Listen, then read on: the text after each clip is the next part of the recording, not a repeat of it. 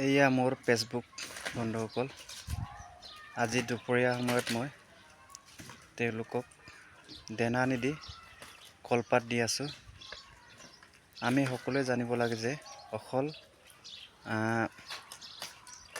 আমি চৰকাৰী দানা দিয়াতকৈ আমি কলপাতো দিনৰ আহাৰ হিচাপে দিব পাৰোঁ।